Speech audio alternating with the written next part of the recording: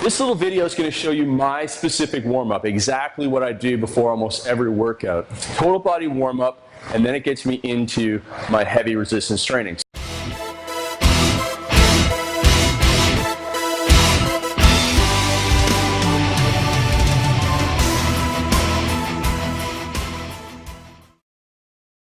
So, I'm an older guy. I've been training 15, 16, 17, 18 years now with weights.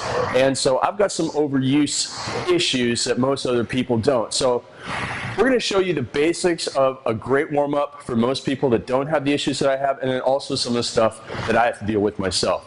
The very first thing I like to do when I come in is do this exercise I learned from a guy named Bill Hartman. And it starts with my left hand up and my left thumb up, and my right thumb down and my right hand down.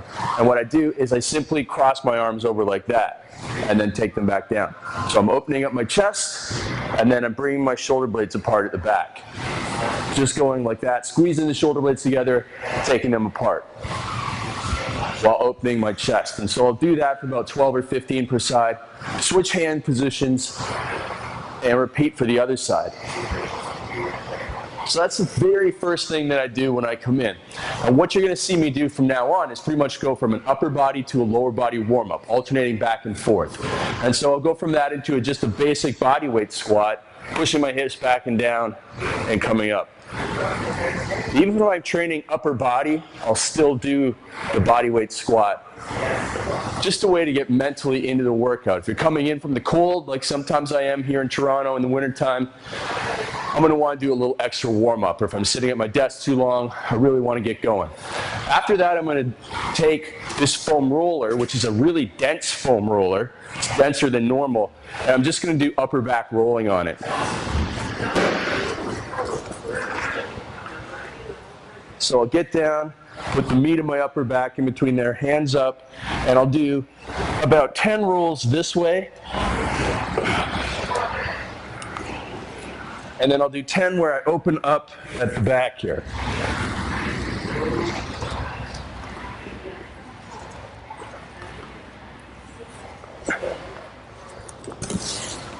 Now for me, I do that because I've always had a bit of problems with my upper thoracic spine, which is way up here. And I often get that adjusted when I go to a chiropractor. And it might be because of the forward posture, or it might be because of injuries from days gone by from lifting, but I always make sure that I roll the muscles in that area as well as opening up the chest and compressing the thoracic spine at the back. So that's what I'll do there, and then I'll come back up and I'll move into a prisoner forward lunge. So again, it opens up the chest and we do step forward and down, moving forward, and at the bottom here I'm getting a stretch in the hip flexor area, but also warming up my legs in the lunge. So I'll go about 8 steps forward, and then I'll come back, and I'll do about 8 reps for each side, stretching through here. After that, I'm going to go right into a static stretch for my chest. Open up my chest and stretch that tissue. And so I'll hold that stretch for 20 seconds. I'll do the other side as well. And then I'll go from that into something that allows me to stretch my hip flexors. So I do a few static stretches, mostly for really old trouble spots on my body. So I've got a hip flexor stretch, take that hand above the head and lean back and over, and it really opens up a stretch in through this area down here, which is a problem spot for people like me who sit at a desk a lot or who drive a lot. So it's pretty basic warm-up so far, and it is, I do spend about 10 to 15 minutes warming up before every workout. So after that, if I'm going to do lower body training and jump training, I'll just do some jumping jacks next.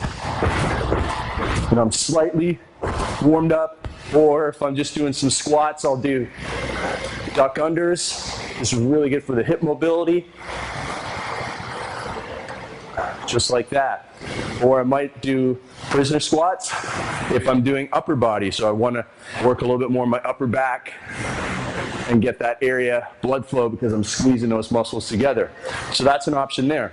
Now, you've probably heard all these articles that say no static stretching before training. But listen, if you have limited range of motion, there's nothing wrong with doing static stretching before training. If you go and do some additional warm-up stuff like medicine ball throws before you do your bench pressing, you're going to be fine. You're going to reactivate the nervous system even if you've quieted it down with the static stretching. So by now I'm feeling pretty good, but there's still one thing I have to hit in my upper body, and it is the very tight upper trap here on my left side. So I will hold this stretch, move my neck around a little bit until I feel where I'm getting the best stretch, and I'll stretch this side. I don't have any problems on this side, but I have limited range of motion on this side. So I'll stretch that one. After that, I may stretch my calves depending on how tight they are. In addition, I'm going to do something for my hamstrings. So I often do single leg swings.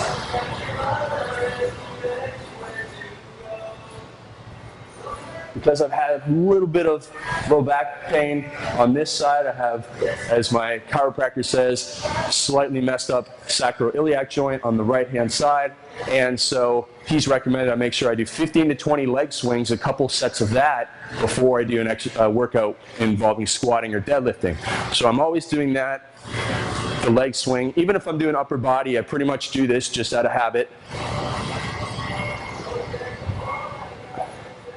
Now, I didn't bring my AccuBall, but I also have this little AccuBall that's about this big. You can also use a golf ball, and what I'll do is I'll lie down and put the ball underneath my glute, find a painful area, and just hold it on top, breathing and releasing the tension in that area. So I may do that before training if it's feeling bad in that area.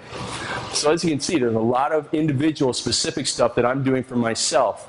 But what you really want to cover when you do a warm-up before training is you want to make sure you go through that general total body weight circuit. Instead of walking on a treadmill, it's not going to do you any good for lifting weights. So body weight squats, some type of upper back mobility movement. You might want to do stick-ups as well. I do that a lot now these days, especially before bench pressing. So stick-ups up against the wall. In addition to that, then you're going to go and do some sort of single leg exercise, maybe a prisoner lunge, and then go into maybe a push-up warm-up, and then you're going to do any static stretching that you need to, and that's a minimal warm-up. And I'd probably do 2 circuits of that, and then you're going to move on into specific warm-up sets. So if you're going to do squats, you're going to work your way up. I do a lot of warm-up sets when I go and squat. So if I'm going to squat 315 pounds, I'll do the bar for 10, I'll do 95 pounds for 8 reps, then I'll do 135 pounds for 6 to 8 reps, 185, 225, 275, and then 315, maybe even 295 or 305 before I hit 315. And you can really whip through those, especially if you're pairing it with something else. You can also just pair in upper body stretching, off day upper body stretching with your lower body warm up. So there's all sorts of considerations there you can do. Just make sure that you never skip your warm up. And if you're moving through it fast, it's good activity and better than skipping it, because you really want to make sure that you don't end up old and injured. And that's how you do the right warm-up for you for your training.